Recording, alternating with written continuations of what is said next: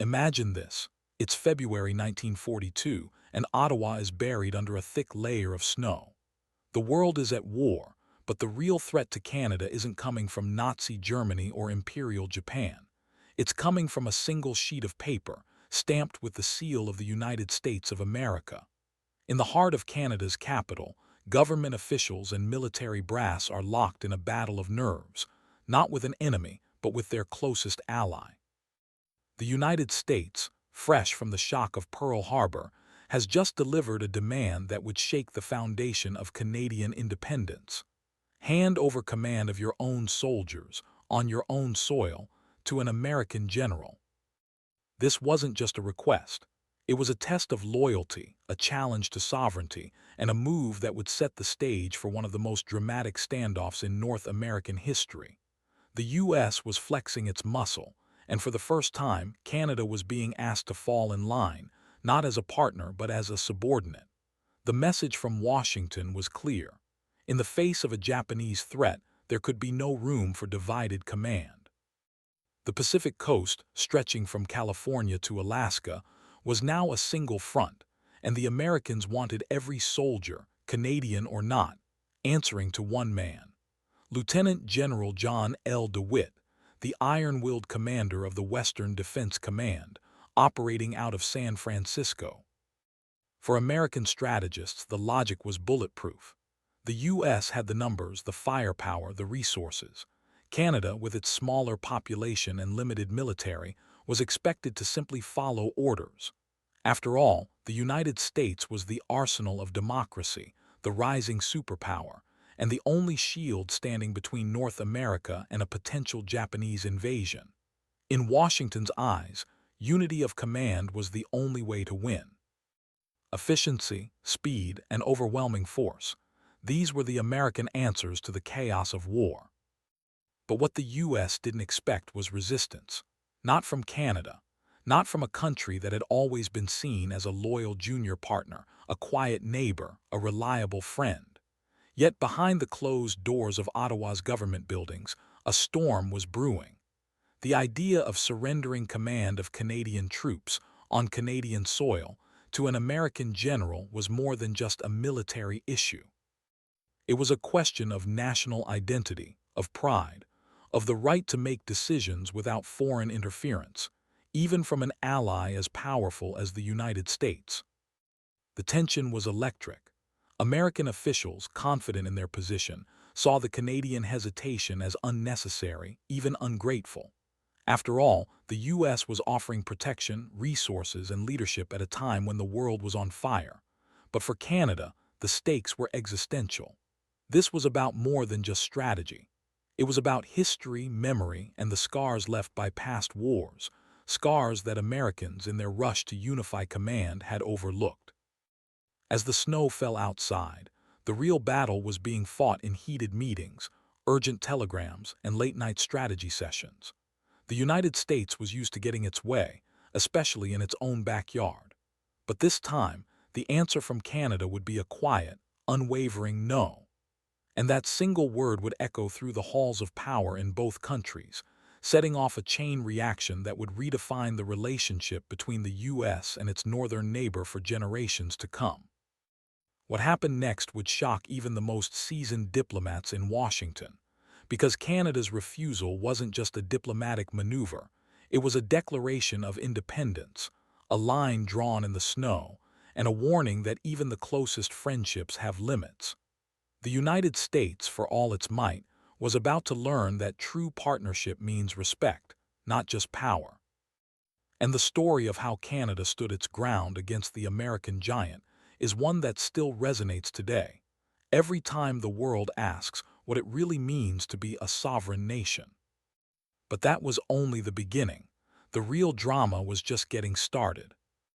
In the weeks after Pearl Harbor, the United States was a nation electrified by fear. The attack on December 7, 1941, had shattered any illusion of safety on American soil. Suddenly, the Pacific wasn't a distant blue horizon, it was a front line. From California to Washington State and all the way up to Alaska, the American West Coast braced for the unthinkable, a Japanese invasion. Blackout curtains went up in every city. Air raid sirens wailed in the night. Families dug bomb shelters in their backyards, and rumors of enemy submarines lurking offshore spread like wildfire. The American public, still reeling from the shock of Pearl Harbor, demanded action, and fast. Washington responded with the only thing it knew: overwhelming force and centralized control. The U.S. military mobilized at a speed that stunned the world. Warships patrolled the Pacific, fighter planes roared overhead, and new bases sprang up almost overnight. But for the American High Command, there was still one glaring vulnerability: a patchwork of defenses along the Pacific coast, split between two countries. The United States saw the map as a single, seamless line of defense, stretching from the beaches of Southern California to the icy shores of Alaska. And right in the middle was Canada, with its own troops, its own command structure, and its own way of doing things. To American generals, this was a recipe for disaster. In war, divided command meant confusion, delay, and worst of all, defeat. The solution seemed obvious: unify every soldier, every gun, every plane under one command. And that command naturally would be American. Lieutenant General John L. DeWitt, the man in charge of the Western Defense Command in San Francisco, was given sweeping authority. His orders were clear: secure the entire Pacific coast, no matter what. For DeWitt and his staff, the logic was ironclad. The United States had the numbers, the resources, and the experience. Canada, with its smaller military and limited equipment, would simply be absorbed into the American war machine. It was efficient. It was practical.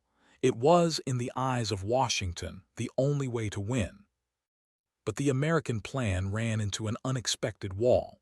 In Ottawa, Canadian officials bristled at the idea of handing over command to a foreign general, even one from their closest ally. The Americans saw this as stubbornness, maybe even a lack of gratitude. After all, the U.S. was offering protection, firepower, and leadership at a time when the world was on the brink. But for Canada, the issue was deeper. It wasn't just about military strategy. It was about national pride, about the right to make decisions on their own soil, and about the memory of past wars where Canadian soldiers had been treated as expendable by foreign commanders. As the United States ramped up its defenses, the pressure on Canada grew. American officials arrived in British Columbia with detailed plans, expecting Canadian units to slot seamlessly into American formations. They spoke the language of efficiency, unity, and victory. But behind closed doors, Canadian generals pushed back. They agreed to cooperate, to share intelligence, to coordinate patrols, but they refused to surrender command. The Americans, used to getting their way, were stunned. Why wouldn't Canada just fall in line? Why risk the safety of the entire continent over a question of pride? The answer, for American viewers, is a lesson in the limits of power. The United States, for all its might, was discovering that true alliances are built on respect, not just orders. The fear that gripped the Pacific coast was real. Japanese submarines did prowl the waters off Washington and Oregon, and the threat of invasion was taken seriously at every level of government. But the American solution, total control, total unity, ran headlong into the reality of Canadian independence. This clash of perspectives created a tension that simmered beneath the surface of every meeting, every memo, every joint operation. American officers, trained to expect obedience, found themselves negotiating with Canadian counterparts who insisted on their own chain of command. The U.S. military, so used to being the biggest voice in the room, was forced to listen, to compromise, and to accept that even in the face of a common enemy, not everyone would march to the same drum. For the United States, the experience was both frustrating and eye-opening. The panic that followed Pearl Harbor had driven Washington to seek control at any cost, but Canada's quiet resistance forced American leaders to rethink what it meant to be an ally. The story of the Pacific Coast in 1942 is more than just a tale of military strategy. It's a story about the balance of power, the meaning of partnership, and the surprising strength of a small nation standing up to a giant. And as the months went on, the American push for unified command would only intensify. But Canada's answer would remain the same. The next chapter in this high-stakes standoff would reveal just how far both countries were willing to go to defend their principles, and what it would cost them in the end. To truly understand why Canada refused to hand over its troops to American command in 1942, you have to look back, far back, to a time when the United States and Canada were not just neighbors, but two countries shaped by very different experiences of war. For Americans, World War I was a late entry, a surge of power that helped tip the balance in Europe. For Canada, the First World War was a crucible, a nightmare that left scars on the national soul, scars that would shape every decision in the decades that followed. In the American memory, the Great War is often overshadowed by the heroics of World War II. But for Canadians, the trenches of France and Belgium were where their nation was truly forged, and where thousands of young men were lost under the command of foreign generals. The United States, with its vast resources and booming population, had the luxury of fighting on its own terms. But Canada, a much smaller country, sent its soldiers across the Atlantic to fight and die under British command. The result was a legacy of sacrifice, and a bitter lesson about the dangers of giving up control. American military planners in 1942 may have seen their request as simple common sense, but for Canadian leaders, it was a trigger, a reminder of the days when their soldiers were treated as expendable, their lives spent in attacks ordered by distant commanders who saw them as numbers on a chart. The battles of Vimy Ridge and Passchendaele are legendary in Canadian history, not just for their heroism, but for the staggering cost. More than 60,000 Canadians died in World War I, many in operations where their own government had little say. The pain of those losses was not forgotten. It was passed down, etched into the DNA of a country determined never to repeat the same mistake. This is where the American perspective often missed the mark. In Washington, the focus was on efficiency, unity, and victory. But in Ottawa, the focus was on sovereignty, memory, and the right to decide. The man at the center of this storm was Prime Minister William Lyon Mackenzie King, a leader who, to American eyes, might have seemed cautious, even indecisive. King was not a firebrand or a war hero. He was a careful, methodical politician, known for his long-winded speeches and his obsession with detail. But beneath that mild exterior was a core of steel, forged in the fires of the First World War. King remembered the riots that had torn Canada apart in 1917, when the government imposed conscription, and the French-speaking province of Quebec erupted in fury. He remembered the families divided, the cities in chaos, the wounds that took decades to heal. For King, the lesson was clear. Canada would fight, but it would fight on its own terms. No more would Canadian soldiers be handed over to foreign command without the government's explicit consent. This was not just a policy, it was a promise, a line in the sand that no American general, no matter how powerful, could cross. The United States, in its drive for unity, underestimated the depth of this conviction. American generals like John L. DeWitt saw the Pacific coast as a single battlefield, and they expected every ally to fall in line. But for Canada, the memory of being treated as a junior partner, of having their soldiers' lives decided by someone else, was still raw. The Americans were asking for trust, but they were also asking for something much bigger: the right to command, the right to decide who would fight, where, and how. This clash of perspectives created a tension that ran deeper than any military strategy. For the United States, the war was about defeating Japan and securing the continent. For Canada, it was about proving that they were more than just a pawn in someone else's game. The ghosts of World War I haunted every conversation, every negotiation, every memo that crossed the border. American officials, focused on the present danger, struggled to understand why their Canadian allies were so resistant, so stubborn, so unwilling to let go of the past. But for Canada, the past was not just history, it was a warning. The lesson of the Great War was simple. When you give up command, you give up control. And when you give up control, you risk everything. The Americans, with their overwhelming power and confidence, could not see the world through Canadian eyes. They saw a neighbor, a friend, an ally. But Canada saw something else, a test of independence, a moment when the future of the nation hung in the balance. As the United States pushed for unity, Canada pushed back, quietly but firmly. The scars of World War I were not just old wounds, they were the foundation of a new kind of resolve. And as the pressure mounted, it became clear that this was more than just a disagreement between allies. It was a battle for the soul of a nation, fought not with guns or tanks, but with memory, pride, and the unbreakable will to decide their own fate. The American generals may have thought they were fighting for victory on the Pacific coast, but in Ottawa, the real fight was for something even more precious, the right to say no and to mean it. And that fight was only just beginning. In the early months of 1942, the United States was a nation on the move. Factories in Detroit, Chicago, and Los Angeles roared to life, churning out tanks, planes, and ships at a pace the world had never seen. American soldiers trained by the hundreds of thousands, ready to defend every inch of the Pacific coast. The U.S. military machine was a juggernaut, unstoppable, relentless, and determined to secure North America from any threat. In Washington, the message was clear. The United States would not be caught off guard again. Every resource, every ally, every strategy was focused on one goal: victory. But just north of the border, a very different reality was unfolding. Canada, with a population barely one-tenth the size of the United States, was already stretched to the breaking point.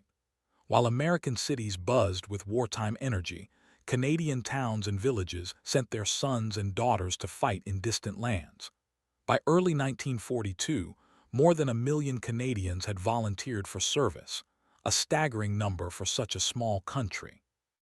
Their navy was locked in a brutal struggle against German U-boats in the Atlantic. Their air force was flying dangerous missions over Europe, and their army had just suffered devastating losses in Hong Kong, where 2 Canadian battalions were wiped out defending the British colony from Japanese attack. From the American perspective, the solution seemed obvious. The United States had the numbers, the firepower, and the resources to defend the continent. Canada, with its thinly stretched forces and limited equipment, should simply fall in line. Washington's logic was cold and practical. In a fight for survival, efficiency mattered more than pride.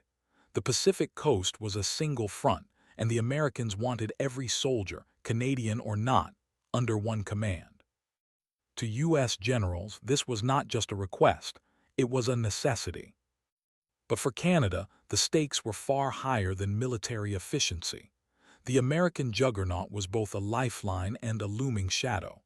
On one hand, the United States was Canada's only neighbor, its biggest trading partner, and its most powerful ally. On the other, it was a giant whose embrace could easily become a stranglehold. The question facing every Canadian leader was as simple as it was terrifying. How do you say no to the most powerful military on Earth, especially when that military is your only shield against a possible invasion? Inside Ottawa's government buildings, the pressure was suffocating. American officials arrived with detailed plans, expecting Canadian units to be slotted into American formations without hesitation. They spoke the language of unity, victory, and shared destiny. But behind the scenes, Canadian generals and politicians wrestled with a dilemma that had no easy answer. If they refused the American demand, they risked alienating their only ally and leaving the Pacific coast dangerously exposed. If they agreed, they risked losing control over their own soldiers, and by extension their own country. The United States, for all its power, could not see the world through Canadian eyes. In Washington, the focus was on the big picture: defeating Japan, securing the continent, and projecting American strength across the Pacific. But in Ottawa, the focus was on survival, not just from foreign enemies, but from the overwhelming force of American influence. The memory of World War I was still fresh, and the fear of being treated as a junior partner, or worse, a mere appendage of the U.S. war machine, was real. The American juggernaut rolled forward, confident in its mission, but Canada's response was anything but predictable. Prime Minister Mackenzie King, often underestimated by his American counterparts, moved with quiet determination.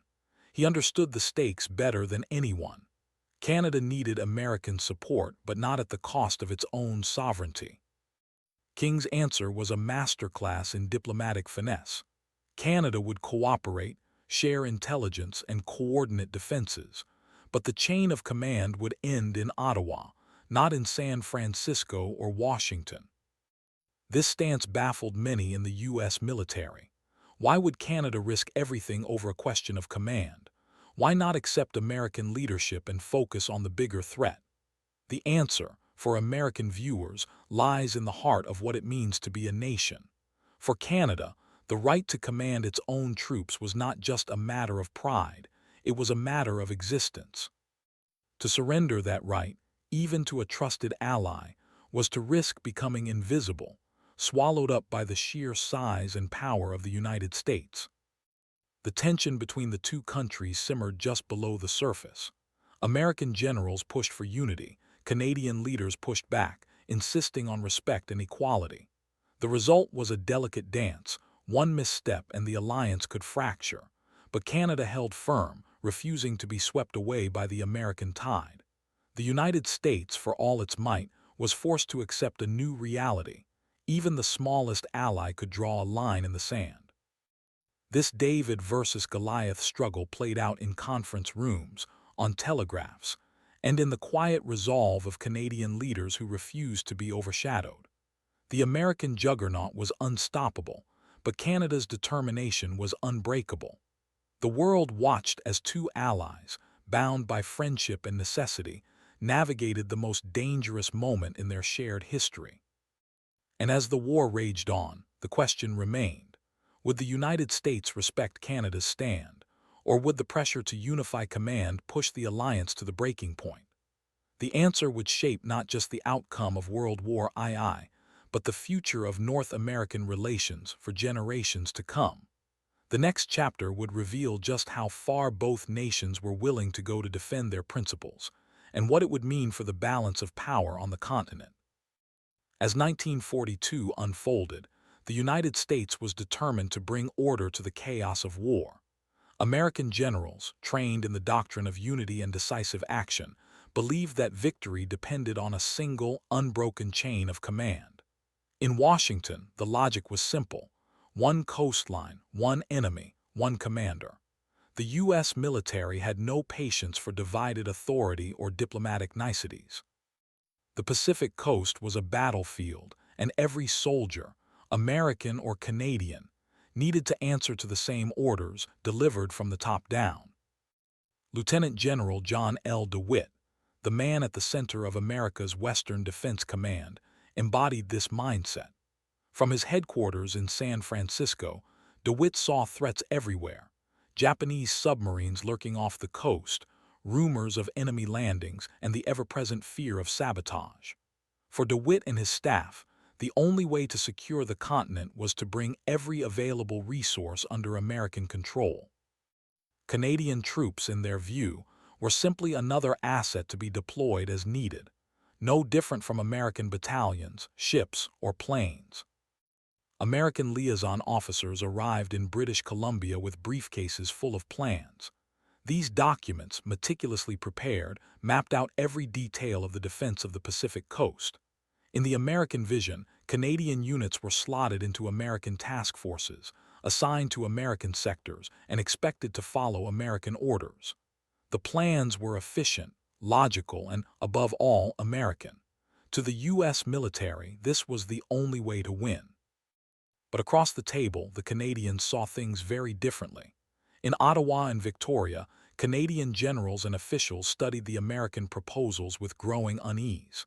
The language of the plans was clear: Canadian battalions would be subordinate, their movements dictated by American commanders. The chain of command would run not to Ottawa but to San Francisco. For the Canadians, This was more than a technical detail. It was a direct challenge to their sovereignty. The staff meetings that followed became legendary for their tension. On one side of the table, American officers spoke with the confidence of a superpower. They cited military history, the need for unity, and the urgency of the Japanese threat. On the other side, Canadian officers listened politely, then responded with a quiet but firm no. There were no raised voices, no dramatic confrontations, just a steady refusal to surrender command. The Canadians agreed to cooperate, to share intelligence, to coordinate patrols and communications. But the chain of command for Canadian troops would end in Ottawa, not in Washington or San Francisco. For the Americans, this resistance was baffling. Why would Canada risk the safety of the entire continent over a question of pride? Why not accept the obvious logic of unified command? The answer, for American viewers, reveals the limits of power. The United States, for all its might, was discovering that true alliances are built on respect, not just orders. The Canadian refusal was not about stubbornness. It was about the hard lessons of history, the scars of World War I, and the determination to never again be treated as expendable. General Kenneth Stewart, Canada's Chief of the General Staff, put the Canadian position in writing with language that left no room for doubt. Canadian forces on Canadian soil remain under Canadian command. This was not a suggestion, it was a declaration. The Americans, used to getting their way, were forced to accept a new reality. The alliance would continue, but on terms of equality, not subordination. The tension simmered beneath the surface. American officers grumbled about inefficiency and lost opportunities. Canadian officials worried about the consequences of defiance, but both sides understood the stakes. For the United States, the battle for command was about winning the war. For Canada, it was about survival as a nation.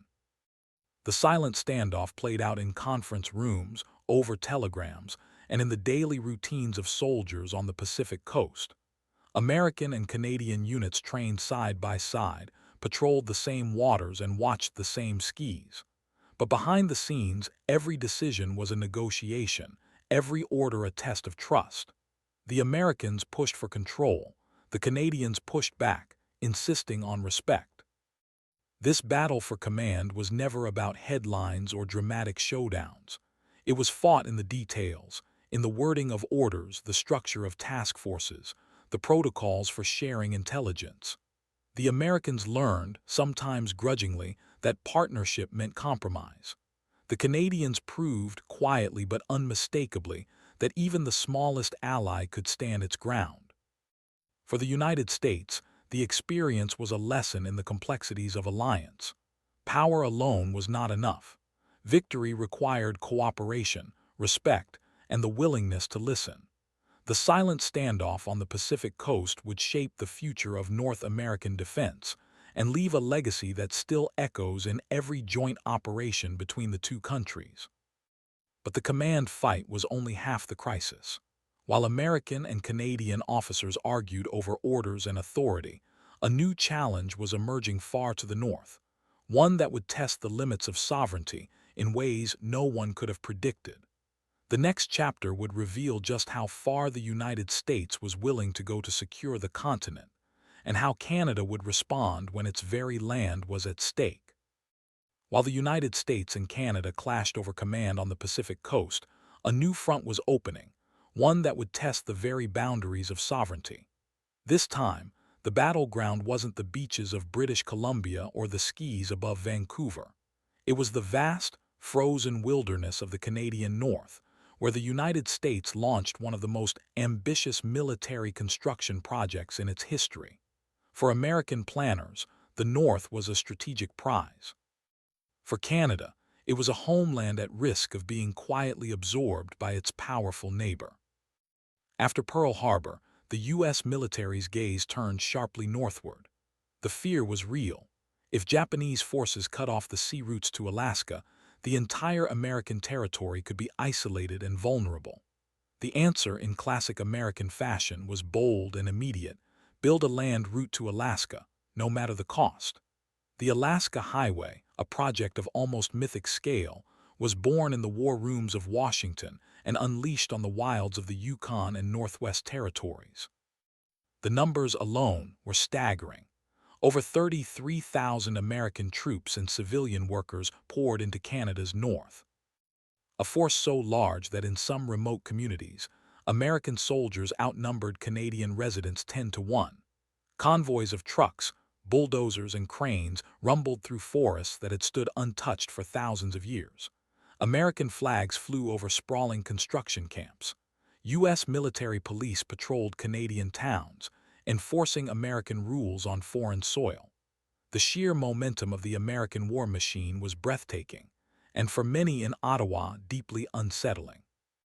From the American perspective, this was a race against time. The Japanese threat loomed large, and the U.S. was determined to secure every possible route to Alaska and beyond. Airfields were carved out of the tundra to ferry planes to the Soviet Union. Pipelines were laid to pump oil from the frozen ground at Norman Wells to refineries in Whitehorse. The Alaska Highway itself snaked through mountains, rivers, and muskeg, a testament to American engineering and determination. Every mile built was a mile closer to victory. But for Canada, the American presence was a double-edged sword. On one hand, the U.S. was providing vital infrastructure, jobs, and a shield against invasion. On the other, it was acting with a confidence that bordered on assumption, treating the Canadian North as if it were simply an extension of Alaska. Reports flooded into Ottawa. American officers making decisions without consulting Canadian authorities, U.S. military police enforcing their own laws, and American construction crews bulldozing through indigenous lands with little regard for local communities. The scale of the American operation was unlike anything Canada had ever seen. In the Yukon, entire towns seemed to transform overnight. Roads appeared where there had been only wilderness. Airfields buzzed with activity. American dollars flowed into local economies, but so did American rules, American customs, and American expectations. For many Canadians, it felt as if the North was slipping away, not through conquest but through sheer momentum. Hugh Keenleside, a sharp-eyed official in Canada's Department of External Affairs, watched the reports coming in from the North with growing alarm. He saw the danger not in open conflict, but in the quiet, almost invisible way a large country could absorb pieces of a smaller one. The Americans weren't hostile. They were simply moving forward, driven by the urgency of war and the confidence of a superpower. But the result was the same. Canadian land, Canadian resources, and Canadian communities were being reshaped by American hands. For the United States, the Alaska Highway and the Northern buildup were triumphs of logistics and determination. The project became a symbol of American ingenuity, a story of overcoming impossible odds in one of the harshest environments on Earth. American newspapers celebrated the achievement, and the military hailed it as a vital link in the defense of the continent. The U.S. had brought its full weight to bear on the problem, and as always, expected gratitude and cooperation in return. But in Ottawa, the mood was far less celebratory. Canadian officials worried that the price of American help was becoming too high. The question was no longer just about military command. It was about ownership, about the right to decide what happened on Canadian soil. If the United States could build roads, airfields, and pipelines without Canadian oversight, what was to stop them from claiming the North as their own? The fear was not of invasion, but of absorption, of waking up one day to find that the map had changed, not with a shot fired, but with a handshake and a bulldozer. The Northern invasion was a test of wills, a quiet struggle for control that played out far from the headlines. The United States, focused on victory, pushed forward with relentless energy. Canada, determined to defend its sovereignty, began to push back, insisting on oversight, demanding respect, and searching for ways to reclaim what was slipping away. The outcome of this silent battle would shape the future of North America, setting the stage for new rules, new partnerships, and a new understanding of what it meant to be neighbors in a world at war. And as the dust settled over the frozen highways and the American convoys rolled on, one question lingered in the minds of Canadian leaders. Could a small nation hold its ground against the unstoppable force of the American juggernaut? The answer would come not in a single moment, but in a series of bold moves that would redefine the relationship between the United States and Canada for generations to come. The next chapter would reveal just how far Canada was willing to go to reclaim control, and how the United States would respond when its quiet takeover was finally challenged. By late 1942, the United States had become a force of nature in the Canadian North. American soldiers, engineers, and contractors were everywhere, building roads, airfields, and pipelines at a breakneck pace. The Alaska Highway was nearly complete, and American flags fluttered over bases and camps from the Yukon to the Northwest Territories. For many in Washington, this was a triumph of American resolve and ingenuity. But in Ottawa, the mood was shifting from gratitude to alarm. The question was no longer if Canada would push back, but how. The United States, focused on the war effort, saw the North as a strategic corridor, vital for moving troops, supplies, and oil to Alaska and beyond. American planners believed their presence was not just justified, but essential. The U.S. had poured millions of dollars and thousands of men into the project and expected to call the shots. But for Canada, the stakes were existential. The fear was not of invasion, but of being quietly overshadowed, of waking up to find that the North, with all its resources and strategic value, had become an American outpost in all but name. Canada's response was as bold as it was unexpected. Instead of confrontation, Ottawa launched a series of calculated moves, each one designed to send a message that could not be misunderstood, even in the halls of power in Washington.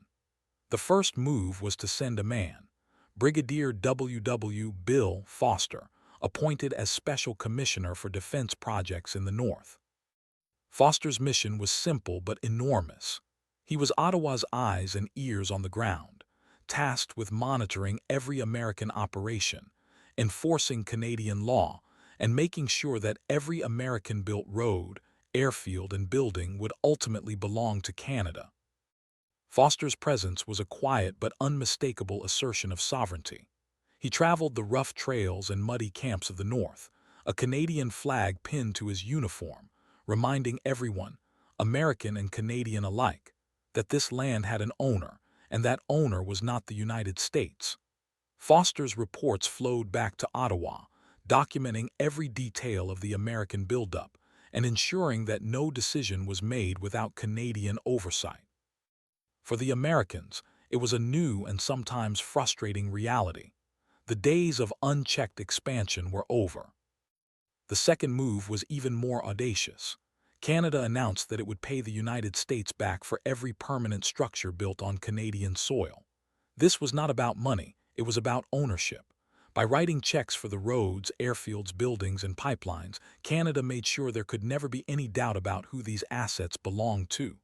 Washington could not later claim, "We built it, so it's ours." Canada was buying back its own sovereignty, $1 at a time. For the U.S., this was a surprising twist. The expectation had been that Canada would simply accept American largesse. Instead, Ottawa turned the tables, using American investment to reinforce Canadian control. The third move was to demand real oversight of every American project. Canadian liaison officers were embedded with U.S. units, and Canadian regulations were enforced on Canadian land. Every American camp, every construction site, every convoy was subject to Canadian law. The message was clear. The United States might be the bigger partner, but it was still a guest. And guests, no matter how powerful, were expected to respect the rules of the House. These three moves, appointing Foster, buying back infrastructure, and enforcing oversight, transformed the dynamic between the two countries. The United States, used to leading by sheer force of will, found itself negotiating with a partner that refused to be overshadowed.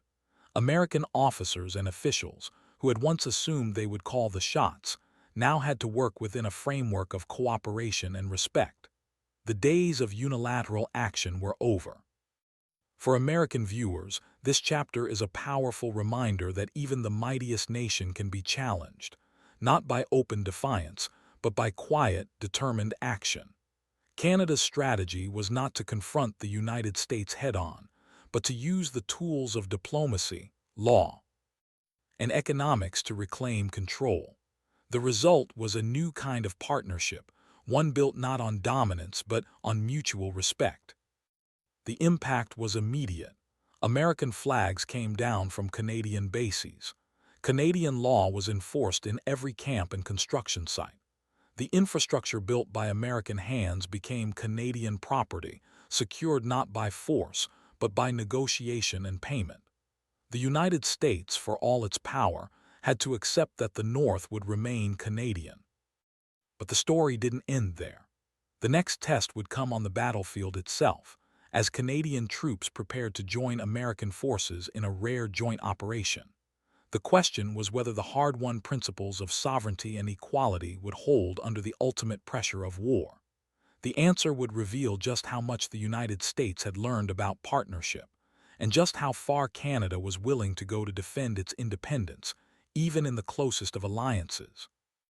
While the United States was building highways and airfields across the Canadian North, another story was unfolding, one that rarely made headlines, but left a mark as deep as any road or pipeline. Behind the roar of bulldozers and the rush of military convoys, thousands of Black American soldiers were fighting a war on two fronts, one against the brutal elements of the Yukon, and another against the entrenched racism of their own country's military. For the U.S. Army, the Alaska Highway was a test of logistics and endurance, but for the men of the 93rd, 95th, and 97th Engineer General Service Regiments, units made up almost entirely of Black soldiers, it was a test of dignity and survival. These men had volunteered to serve the United States, hoping to prove their loyalty and earn respect in a country that still denied them basic rights.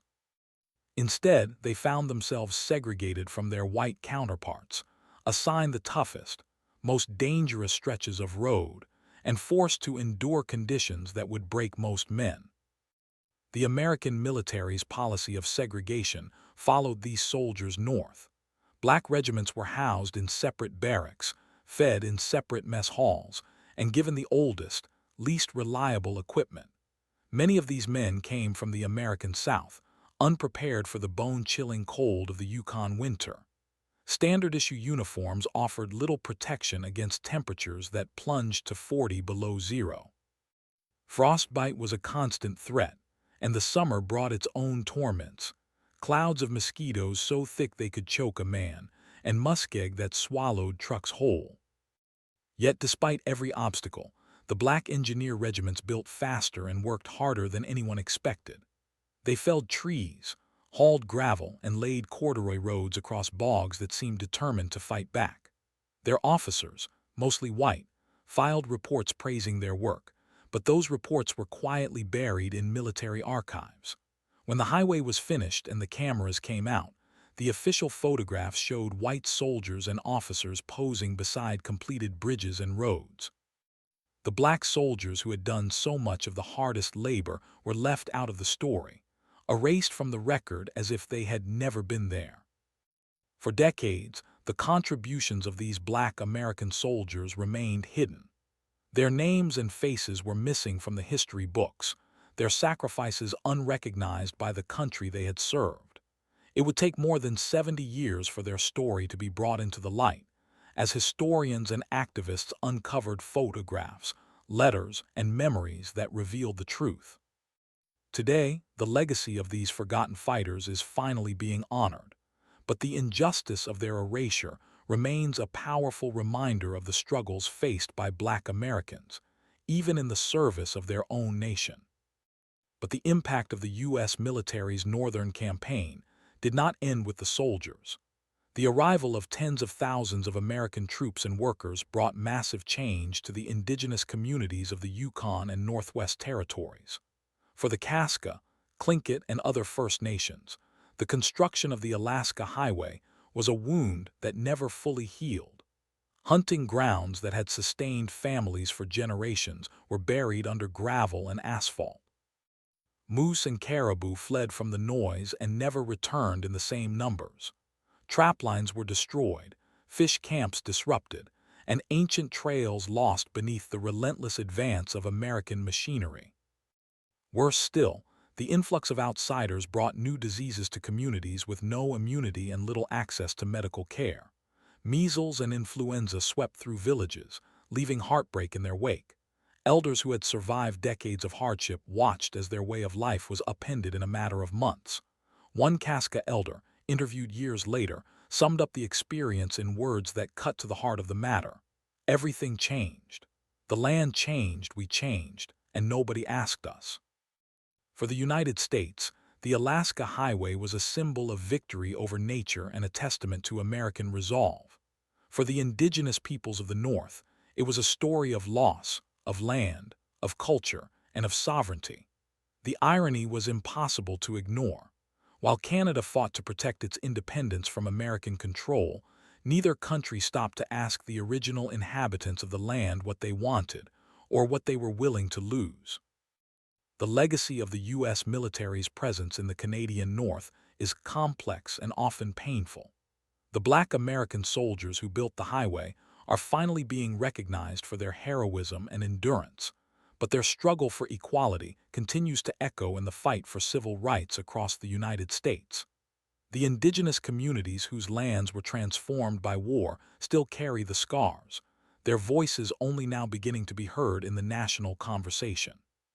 For American viewers, this chapter is a powerful reminder that history is never just about generals and politicians. It's about the men and women who do the work, who bear the burdens, and who are too often left out of the story.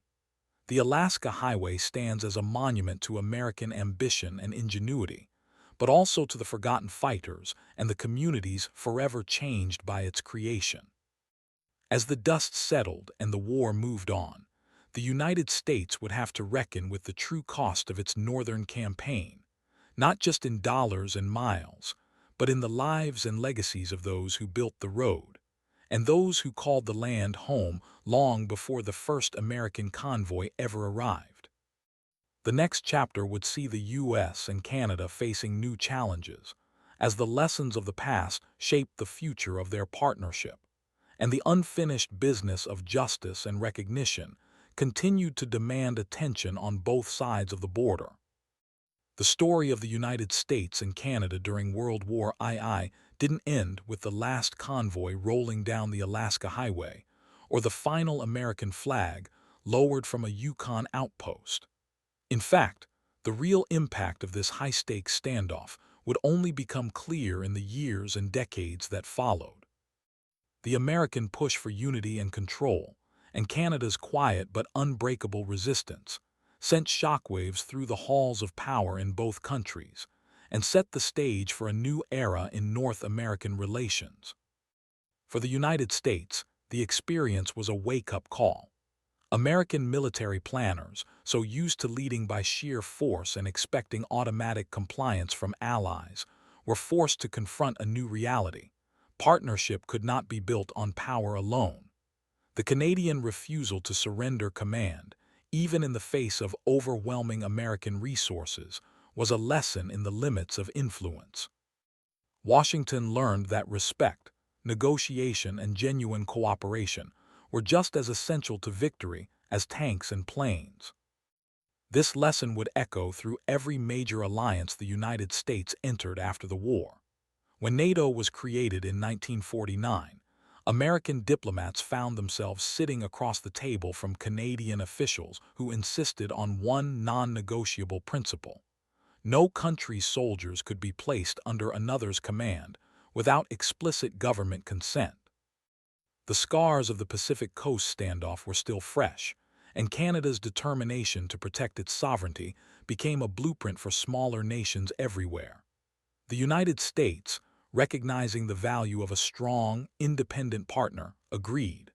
The result was an alliance built not on dominance, but on mutual respect, a model that would help keep the peace in Europe for generations.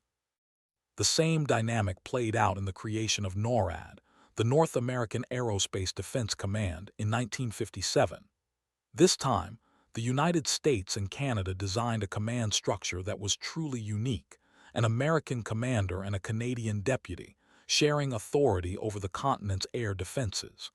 The memory of 1942 was never far from the negotiating table.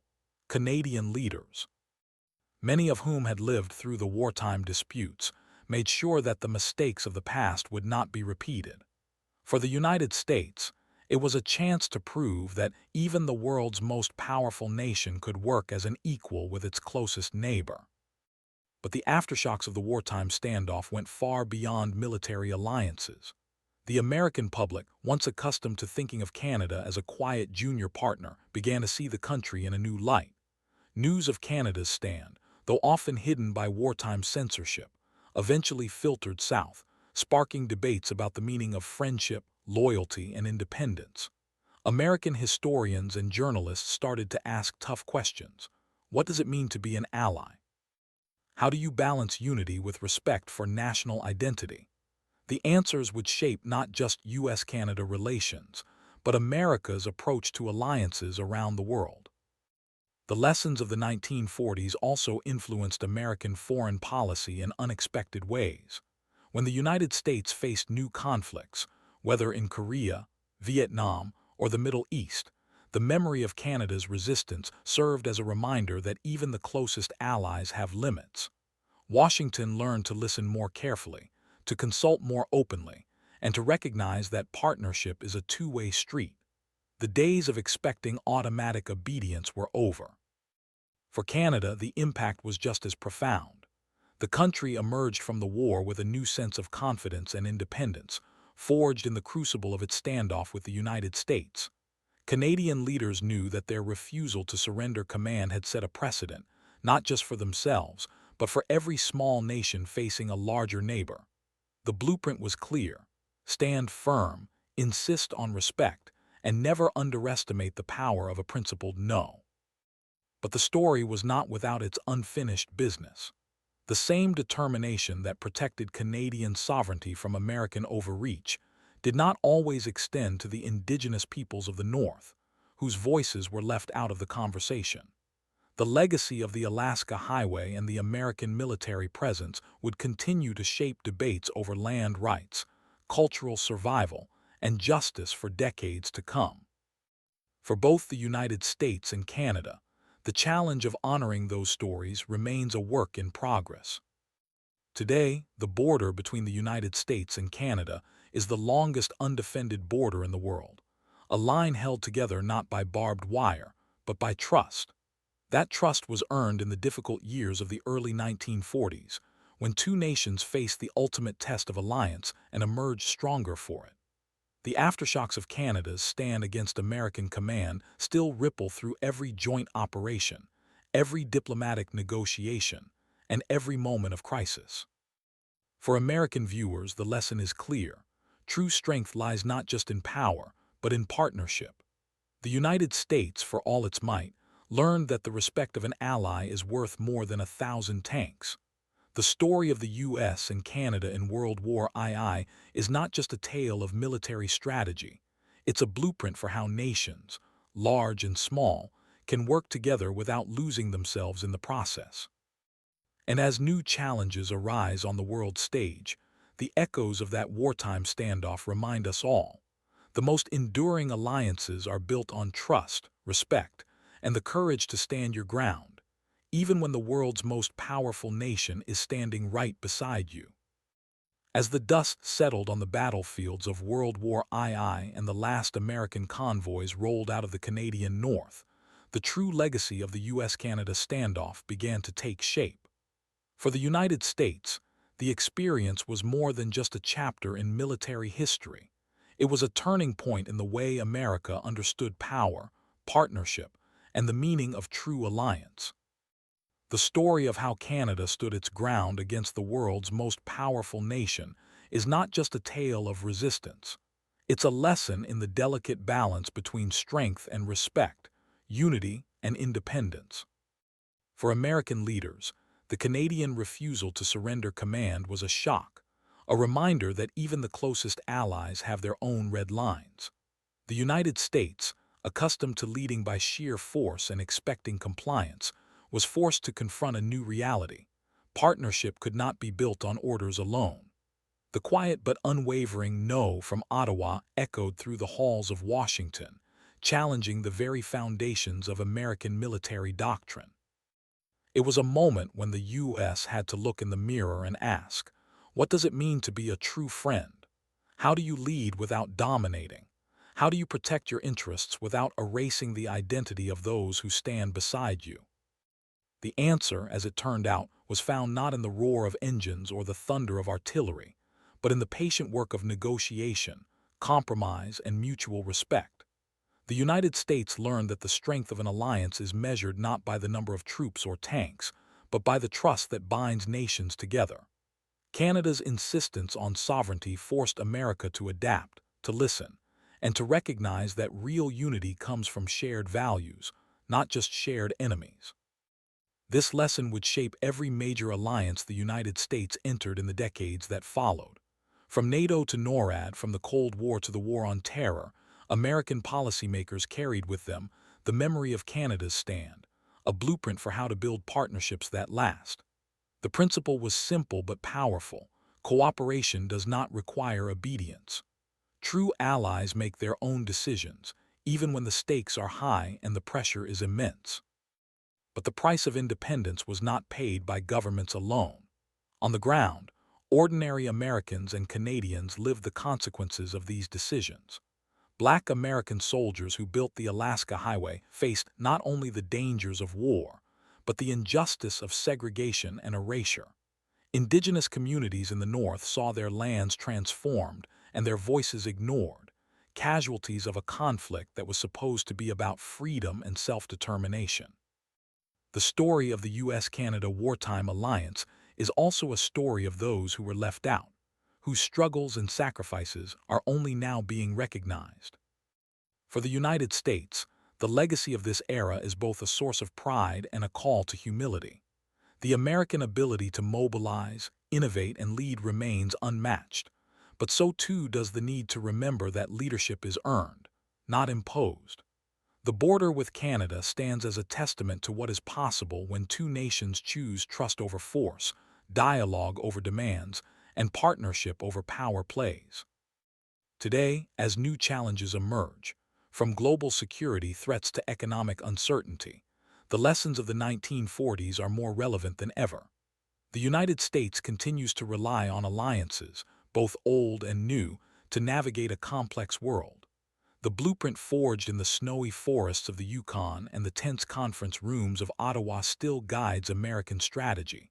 Respect your partners, honor their independence, and never underestimate the power of a principled no. For American viewers, this story is a reminder that greatness is not just about winning wars or building highways. It's about the courage to listen, the wisdom to compromise, and the strength to stand with others as equals. The U.S. Canada alliance, tested in the fires of World War II, remains one of the most enduring partnerships in history, not because one side dominated, but because both sides insisted on respect. As you look at the map today with its long, undefended border and its shared history of cooperation, remember the lesson that Canada taught the United States. Sovereignty is not something you inherit. It's something you defend every single day, even when the world's most powerful nation is standing right beside you. And sometimes, the most powerful word in diplomacy isn't yes, it's no. The story of the U.S. and Canada is far from over. New chapters are being written every day, shaped by the same principles that define their wartime alliance. For America, the challenge remains: to lead without overwhelming, to protect without possessing, and to build a future where partnership means more than just power. That is the true legacy of the stand Canada took, and the lesson that continues to shape the destiny of both nations.